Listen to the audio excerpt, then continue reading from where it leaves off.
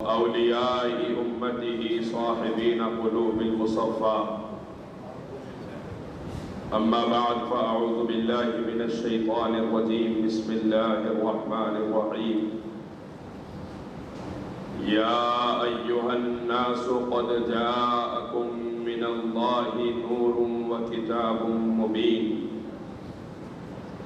وقال الله سبحانه وتعالى قل بفضل الله وبرحمته فبذلك فليفرحوا صدق الله مولانا العلي العظيم وصدق رسوله النبي الأمين الكريم ونحن على ذلك لمن الشاهدين والشاكرين إن الله وملائكته يصلون على النبي يا أيها الذين آمنوا صلوا عليه وسلموا تسليما اللهم صل وسلم وزد وبارك على سيدنا مولانا محمد وعلى آله وأصحابه وأتباعه وأزواجه وذرياته وأهل بيته وأولياء أمته أجمعين والحمد لله رب العالمين.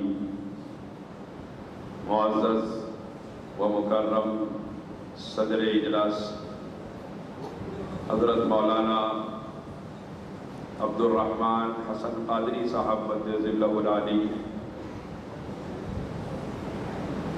دیگر علماء کرام، حفاظ ذوی الاحترام، بزرگان محترم، برادران ملت اسلامیہ، السلام علیکم ورحمۃ اللہ وبرکاتہ. رحمتوں کا خزینہ مدینے میں ہے، رحمتوں کا خزینہ مدینے میں ہے، اور مدینہ یہاں میرے سینے میں ہے. یا محمد کا نعرہ لگاتے رہو، زندگی کا مزہ ایسے جینے میں ہے.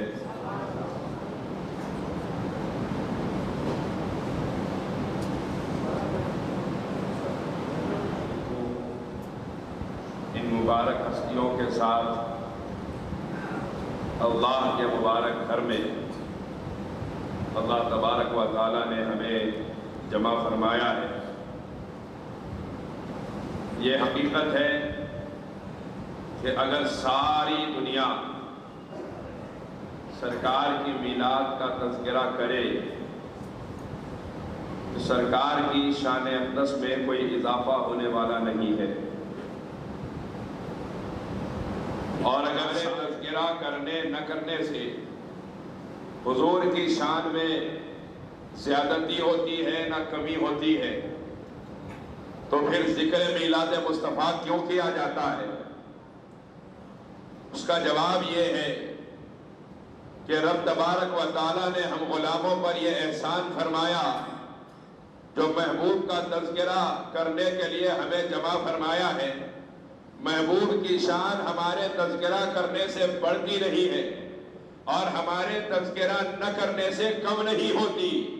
ہم سرکار مدینہ کا ذکر اس لیے کرتے ہیں کیونکہ جو مصطفیٰ کا ذکر کرتا ہے اللہ ذکر مصطفیٰ کے صدقے اس کی عزت بڑھا دیا کرتا ہے. جو ذکر مصطفیٰ کرتا ہے اللہ اپنے محبوب کے ذکر کے صدقے تذکرہ کرنے والوں کی بھی عزت بڑھا دیتا ہے، تذکرہ سننے والوں کی بھی عزت بڑھا دیتا ہے. تو اللہ تبارک و تعالیٰ نے اس مبارک محفل میں ہمیں جمع فرمایا جس میں ہم سرکار کائنات صلی اللہ علیہ وسلم کی تذکرے کے، سرکار کے میلاد کے تذکرے کے لیے جمع ہوئے ہیں. حضرات گرامی، یہ میلاد کا تذکرہ جو ہے، پہلے یہ سمجھ لینا چاہیے کہ ہم محافل میلاد منعقد کرتے ہیں تو بہت سے لوگ کہتے ہیں بدعت ہے، یہ نئے نئے کام لے کر آ رہے ہو، اس سے پہلے ایسا نہیں تھا جو تم لے کر آ گئے، پہلے ایسا کبھی نظر نہیں آیا اب نظر آ رہا ہے، پہلے ایسا نہیں ہوتا تھا اب ہو رہا ہے. حضرات گرامی، مصطفیٰ کی میلاد کا تذکرہ کل بھی ہوتا تھا، آج بھی ہو رہا ہے، انشاءاللہ قیامت تک ہوتا رہے گا. یہ نہیں تھا وہ نہیں تھا کہنے والے، یہ بھی تھا وہ بھی تھا، تم نہیں تھے پہلے، تم نہیں تھے. 100 سال پہلے تم پیدا ہوئے اور اللہ کا فضل، اس کا احسان ہے کہ ہم نے اپنا مسلک یعنی مسلک اہل سنت والجماعت ہماری عقائد کی جڑیں 1400 برس سے مضبوط ہیں.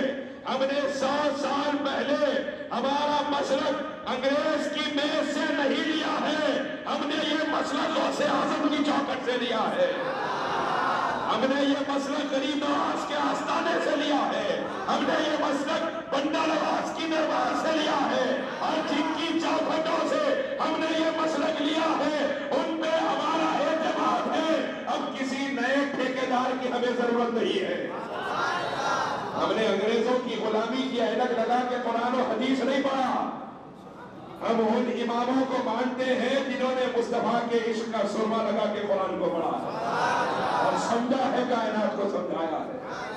حضرات گرامی، بات آتی ہے ذکر میلاد کی تو کہتے کیوں سنا رہے ہو؟ الحاوی للفتاوی. حضرت موجود ہیں، دیگر علماء کرام موجود ہیں. یہ حضرات جانتے ہیں امام جلال الدین سیوطی رحمت اللہ علیہ کی معرکۃ الاعلیٰ تصنیف. امام جلال الدین سیوطی رحمت اللہ علیہ الحاوی للفتاوی کے اندر تحریر فرماتے ہیں کہ حضرت سیدنا عباس ابن عبد المطلب رضی اللہ تعالیٰ عنہ یہ سرکار کے چچا ہیں. سرکار کے چچا اپنے شہزادوں کو، اپنے گھر کے بچوں کو لے کر بیٹھے ہیں. ان کے سامنے کچھ تذکرہ فرما رہے ہیں. ایسی حالت میں تاجدار مدینہ صلی اللہ علیہ وسلم تشریف لائے. سرکار کو تشریف لاتا ہوا دیکھا. حضرت عباس خاموش ہو گئے. حضور نے فرمایا میرے چچا آپ کیا کر رہے تھے؟ تو انہوں نے عرض کیا یا رسول اللہ میں اپنے بچوں کو آپ کی میلاد کے واقعات سنا رہا تھا. میلاد کے واقعات کا سنانا، میلاد کا تذکرہ کرنا، میلاد سمجھنے والوں میلاد کا تذکرہ حضرت عباس کی سنت ہے. حضرات تاجدار مدینہ صلی اللہ علیہ وسلم نے فرمایا آپ کیا کر رہے تھے؟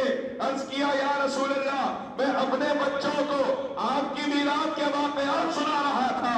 امام جلال الدین سیوطی لکھتے ہیں سرکار نے ارشاد فرمایا میرے چچا آپ گواہ رہنا اس ذات کی قسم جس کے قبضے میں میری جان ہے، جس نے میری میلاد کا ذکر کیا اس کے لیے بھی اور جتنوں نے سنا ان کے لیے بھی قیامت کے دن میری شفاعت واجب ہو گئی ہے.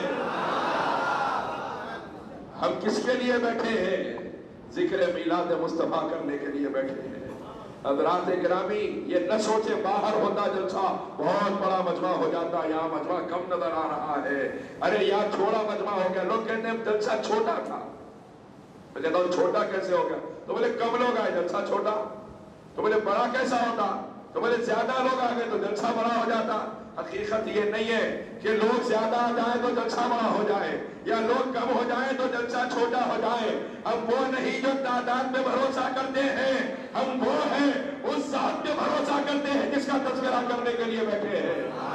ہم یہ نہیں دیکھتے تعداد بڑی ہے یا چھوٹی، ہم یہ دیکھتے ہیں جس کا ذکر کر رہے ہیں وہ ذات کتنی بڑی ہے. حضرات گرامی تاجدار مدینہ کے ذکر کے لیے بیٹھے ہیں، صاحب گنبد خضرا کی میلاد کا تذکرہ کرنے کے لیے بیٹھے ہیں. تاجدار مدینہ صلی اللہ علیہ وسلم میرے آقا ابھی دنیا میں تشریف نہیں لائے ہیں، لیکن میرے آقا کے تشریف لانے سے پہلے جو حالات واقع ہوئے ہیں، سرکار کے تشریف لانے کے وقت جو حالات واقع ہوئے ہیں، سرکار کے تشریف لانے کے بعد جو حالات واقع ہوئے ہیں، سرکار کے جو اعلان نبوت کے بعد جو حالات واقع ہوئے ہیں، آپ جتنا چاہے سیرت میں پڑھ لیں میرے مصطفیٰ ہر اعتبار سے منفرد اور ممتاز نظر آئیں گے. کوئی مثال میرے حضور کے لاجواب ہونے کا بھی کوئی جواب نہیں ہے. تاجدار مدینہ ایسے بے مثل و بے مثال کہ حضور کی شان سماعت بے مثال ہے، حضور کی شان بصارت بے مثال، حضور کی شان نبوت بے مثال، حضور کی شان رسالت بے مثال، حضور کا حسن اخلاق بے مثال، حضور کا حسن و جمال بے مثال، حضور کا جلال بے مثال، حضور کا گفتگو فرمانا بے مثال، حضور کا مسکرانا بے مثال. ارے حضور ہی نہیں، حضور کا فیضان مل جائے، صدیق اکبر کی صداقت بے مثال، فاروق اعظم کی عدالت بے مثال، عثمان غنی کی سخاوت بے مثال، حیدر کرار کی شجاعت بے مثال، حسن مجتبیٰ کی امامت بے مثال، شہید کربلا کی شہادت بے مثال، ابو حنیفہ کی فقاہت بے مثال، غوث اعظم کی ولایت بے مثال. مثال، غریب نواز کی حکومت بے مثال۔ حقیقت یہ ہے صرف مصطفیٰ بے مثال نہیں، جو مصطفیٰ کے قدموں سے جڑ جاتا ہے کائنات میں اس کی بھی کوئی مثال نظر نہیں آتی۔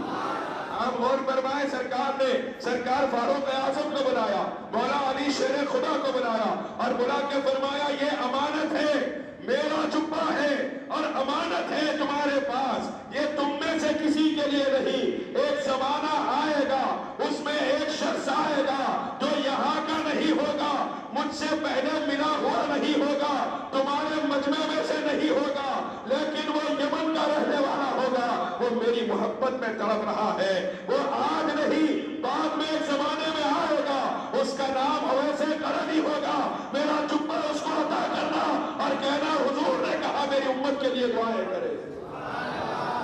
آپ غور فرمائیں، اویس قرنی یمن میں تڑپتے ہیں، مصطفیٰ کو مدینے میں خبر ہو جایا کرتی ہے۔ امام قسطلانی رحمت اللہ علیہ صاحب مواہب اللدنیہ ارشاد فرماتے ہیں کہ میں بیمار ہوا اور بیماری اتنی زیادہ ہو گئی کہ پورے جسم پہ عجیب و غریب دھبے اور چھالے ہو گئے، بہت طبیبوں کے پاس بتایا لیکن کہیں بھی علاج نہیں ہوا۔ تو امام قسطلانی ارشاد فرماتے ہیں علاج کی غرض سے بہت سے طبیبوں کو بتانے کے بعد میں نے مشورہ کیا تو طبیبوں نے کہا آپ کا علاج نہیں ہو سکتا، آپ کی بیماری کا علاج ہمارے پاس نہیں ہے، اس کی دوا نہیں ہے۔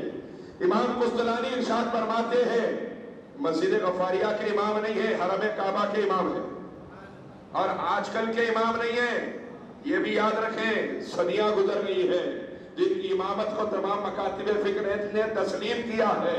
حضرات گرامی آپ دیکھیں امام قسطلانی رحمت اللہ علیہ ارشاد فرماتے ہیں کہ جب ساری دنیا کے طبیبوں سے مجھے نا کا جواب مل گیا، میں سمجھ گیا ان کے پاس میری دوا نہیں، میں کعبے کے صحن میں بیٹھا تھا اور کعبے کے صحن میں بیٹھ کر میں نے میرے سرکار کو آواز لگائی یا رسول اللہ آپ رحمت للعالمین ہے، نگاہ کرم فرمائیے، سرکار آپ کا غلام ہے، نظر کرم فرمائیے۔ امام قسطلانی عقیدہ دے رہے ہیں لوگوں اگر کعبہ سامنے ہو اللہ تب بھی نہیں سنتا جب تک کہ مدینے والے کی محبت سینے میں نہ پیدا ہو جائے۔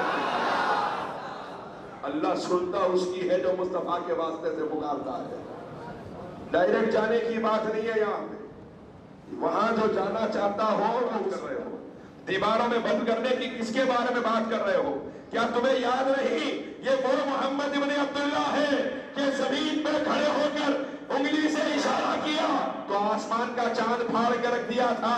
دنیا کی چٹانوں کی ان کے سامنے کیا اوقات ہے، دنیا کی چٹانوں کی ان کے سامنے کیا اوقات ہے۔ یہ واقعہ تو مشہور ہے، سبھی جانتے ہیں شق قمر کا واقعہ، لیکن محقق علی الاطلاق شیخ عبدالحق محدث دہلوی رحمت اللہ علیہ ارشاد فرماتے ہیں کہ بی بی آمنہ ارشاد فرماتی ہے کہ جب سرکار جھولے میں ہوتے تو بچوں کو جھولے ان کے ماں باپ دیا کرتے ہیں، حضور کو جھولا دینے کے لیے فرشتے آیا کرتے تھے۔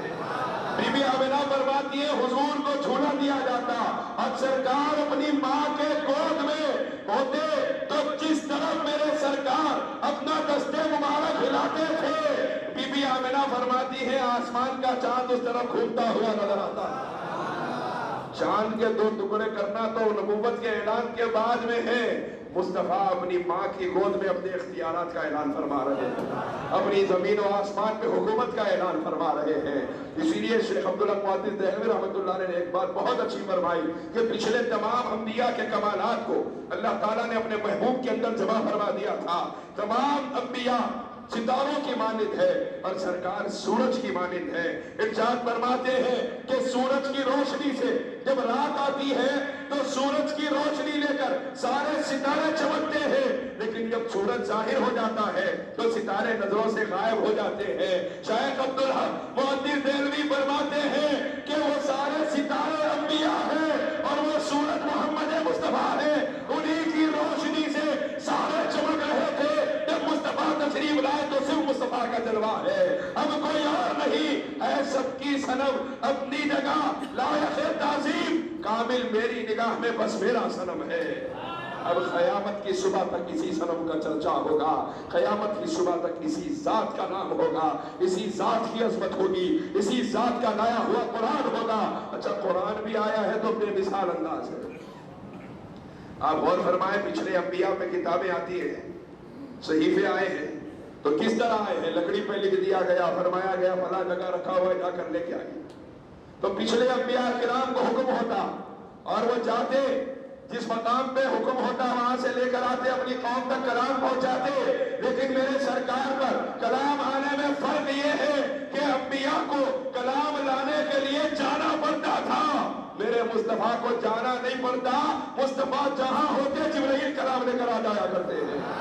حد تو یہ ہے کہ مکے میں ہے تو مکے میں کلام آ رہا ہے، مدینے میں ہے تو مدینے میں کلام آ رہا ہے، احد میں ہے احد میں کلام آ رہا ہے، بدر میں ہے بدر میں کلام آ رہا ہے۔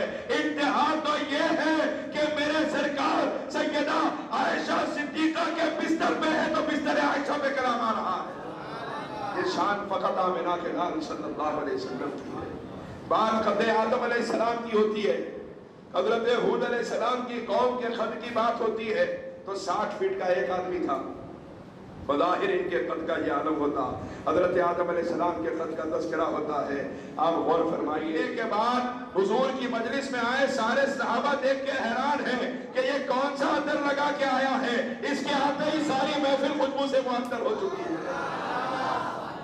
امام شافعی فرماتے ہیں میں نے ان کی نسل میں لوگوں کو دیکھا ہے، 7 نسلوں تک ان کی اولاد میں جو بچہ پیدا ہوتا اس کے جسم میں ایسی خوشبو آتی جو کائنات کے کسی عطر میں نہیں آ سکتی۔ حضرات ایک صحابیہ ہے حضرت ام ایمن رضی اللہ تعالیٰ عنہ، انہوں نے پانی سمجھ کے رسول پاک صلی اللہ علیہ وسلم کا بول مبارک پی لیا۔ دوسرے دن سرکار نے یہ نہیں فرمایا تم نے یہ کیا حرکت کر دی، میرے سرکار نے ارشاد فرمایا تو نے اپنے جسم کو چاروں طرف سے جہنم کی آگ سے محفوظ کر لیا ہے۔ سرکار جا بجا بتا رہے ہیں تم اپنی اوقات دیکھو، مصطفیٰ کی ذات دیکھو۔ حضرات حضور نے ہر جگہ سمجھایا ہے، ہر جگہ بتایا ہے کہ ہمارا خون کوئی پیے تو اس کے لیے حرام ہے۔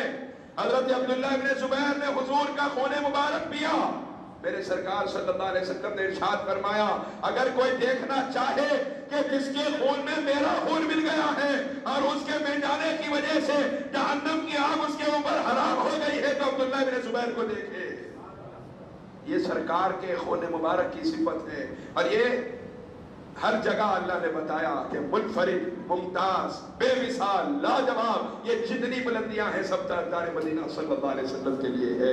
لیکن آج افسوس ہے نعوذ باللہ سرکار کو اپنے جیسا کہنے والے لوگ دنیا میں نظر آ رہے ہیں۔ اللہ تعالیٰ ان کے فتنوں سے امت کے بالخصوص نوجوانوں کو محفوظ رکھے، اور ماں باپ کو چاہیے کہ اپنے ساتھ ساتھ اپنا بھی عقیدہ مضبوط کرے، اپنے بچوں کا بھی عقیدہ مضبوط کرے، کیونکہ یہ ساری چیزیں ہماری عبادتیں، نماز، روزہ، حج، زکوٰۃ، ریاضت، مجاہدہ، یہ سب کیا ہے؟ ایمان کے درخت کی شاخیں ہیں۔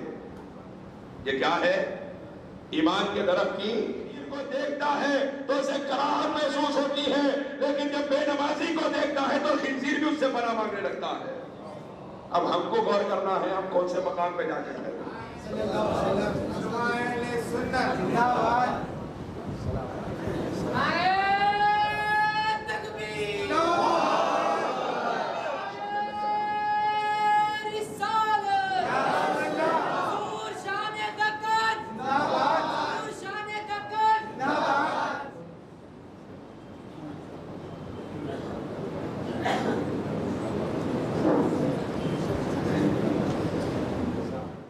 تو جیسے ہی اس نے دیکھا کہ اس ضعیف شخص نے میرے اونٹ کو ختم کر دیا، اس نے اس ضعیف شخص کے اوپر حملہ کر دیا اور اس حملے کے ساتھ ان کا انتقال ہو گیا۔